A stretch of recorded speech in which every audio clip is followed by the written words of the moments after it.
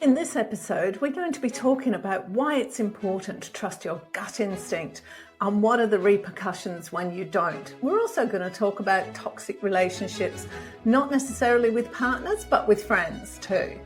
Hello and welcome to this week's episode. And this is a really special episode because over the last few weeks, I've realised that menopause, marriage and motherhood is kind of an old me. And what my focus is now, particularly after what's happened in the last 12 months, which, if you haven't listened to last week's episode, I suggest you go back and listen to last week's episode because that will give you a summary of what's been happening in my life over the last 12 months. But what I've realised is that this is now life after menopause. I am thoroughly post-menopausal and very glad for it. I cannot tell you how nice it is to be post-menopause because there's just so many more things available. And you know what? You give a lot less hoots about what anybody thinks.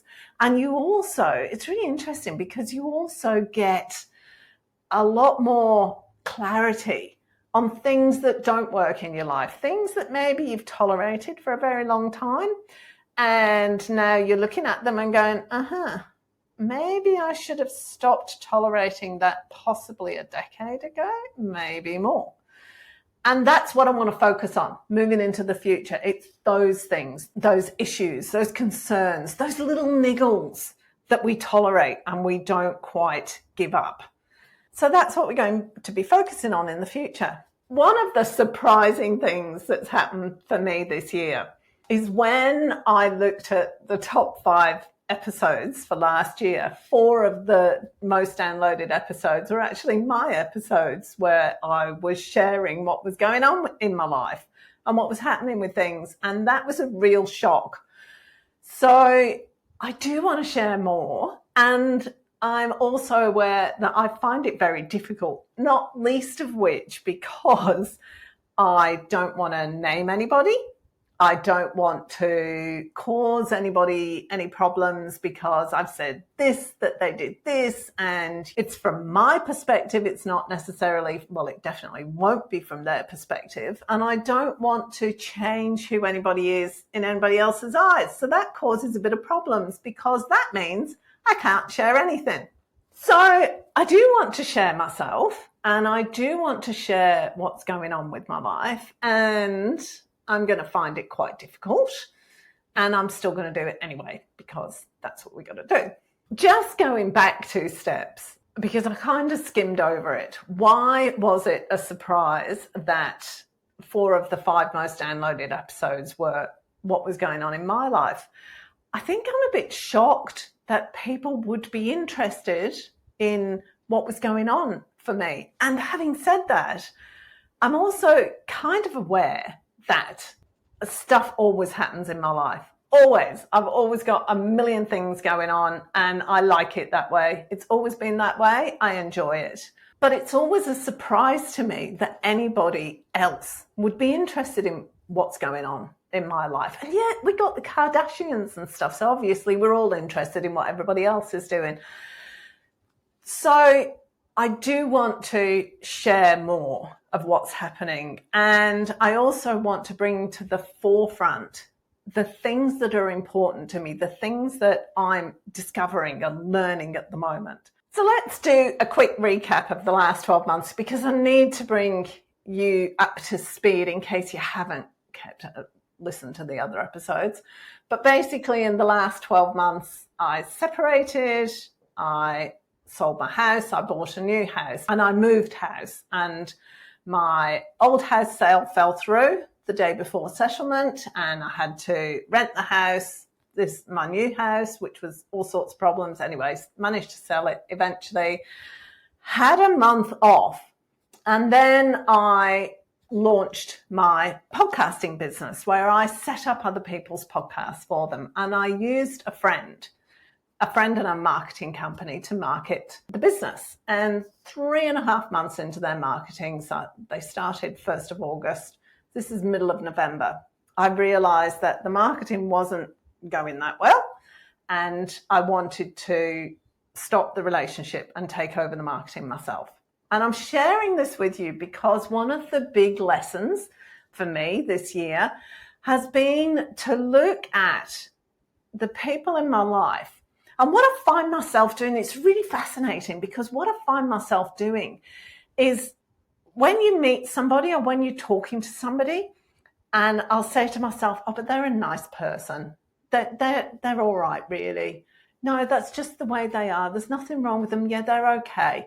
And I do that with so many people in my life. I've realized that there are other people whose presence that I'm really clear I don't want in my life. But there's so many people that I just kind of tolerate because there's no massive reason to exclude them from my life, or I can't justify to myself just saying, look, it's not for me, I'm walking away from the relationship. There are so many people that I've done that with. I realized that this person doing the marketing, who I'd actually become what I would consider close friends with, was actually not acting in my best interests at all. So the marketing had two objectives. One of them was to increase my podcast downloads, and the other one was to get clients for the podcasting business. My downloads dropped by 40% over the time that they were doing the marketing. And we had one inquiry on the business in 3.5 months. To put it, I spent a long time in a lot of angst about this, because is it me? Is the universe telling me that I need to do something different? Is this not a good business? Is this not something that people want? Is it time for me to stop my podcast? Is it just that nobody's interested in it and I'm rubbish at podcasting? What is going on? And there's been several lessons from that. And one of them I learned recently in the last few days. When that company redid my website, one of the things they didn't do was transfer over the website that hosts my podcast feed. So since July, my podcast feed has been pointing to a 404 page not found error. So unless you actually click on the link that I put up every week, you click on any other link, it's not going anywhere. You can't search back through my podcast. You can't do anything. They appear on all the players, but that's the only place you can find them. And that, I suspect, is why my podcast downloads have dropped. Now, they should have done that, corrected that back in July. They didn't. And I picked up on this in September and brought it up. Oh my God, this hasn't happened. Go and sort that out. And they were like, yeah, we'll go and sort it out. We did this already. It must be a glitch in the system, blah, blah, blah.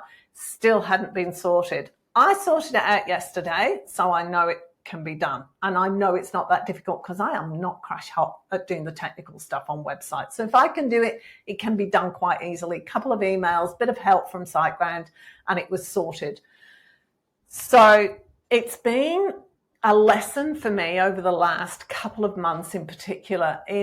I think I knew on some level that me and this person weren't aligned.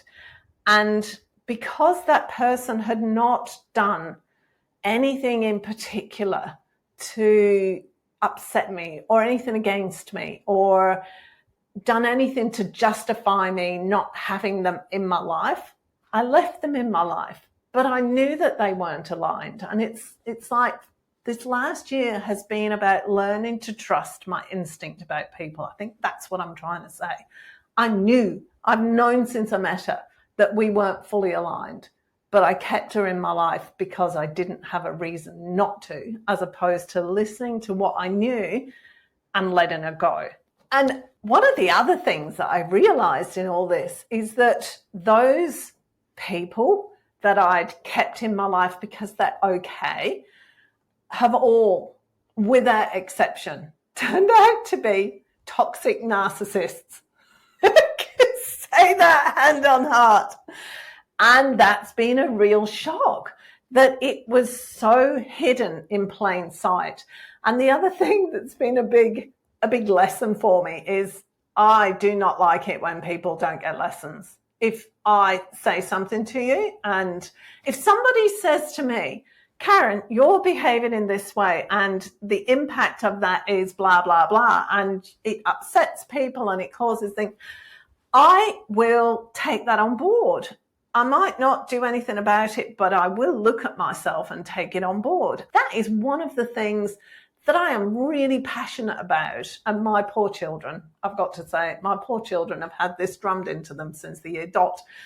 So I get very upset when I try to give that kind of feedback to somebody else and they don't take it. And what I noticed is that my response to that is to keep going. I do not give up. I will keep going till you get that lesson.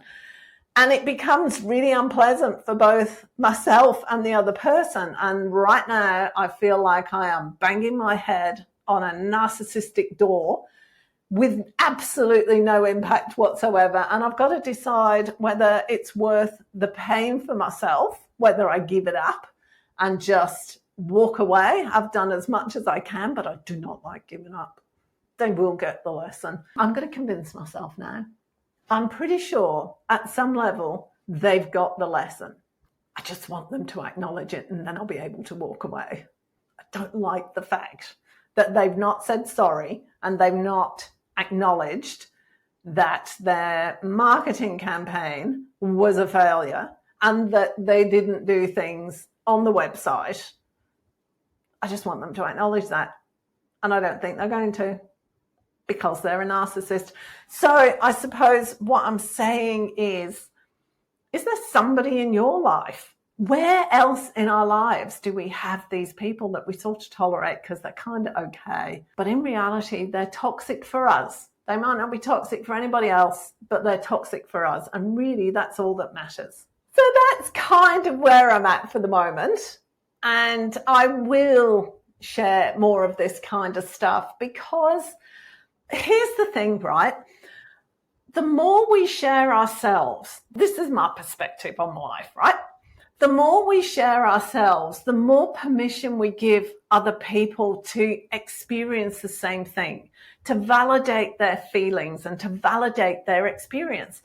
And the more we do that, the more connection we have with other people. And that's a big missing. And that's what I want to create. What I've always wanted to create is connection with people and to validate their experiences. I am quite sure, for example, that this person who was doing my marketing has a completely different opinion to me than I have of myself. I have no doubt. Their version of events is totally different to mine. That's fine. That's completely valid in their world. And we all need to share ourselves so that none of us feel isolated and we feel more connected with everyone and connected with each other, and that it's okay to have the experiences we're having, to feel the way we're feeling. And sorry, the thought that passed through my mind just then was, do you know what? It is okay to wish that you never see that person again. And even on occasion when maybe I've had a sleepless night, to hope that they burn in a fiery hell. That's okay. That's not who I am, but it's understandable. And that's where I'm going with myself, is being okay with whatever I feel. Not hang on to it, not be that person, just allow the thought to come and go.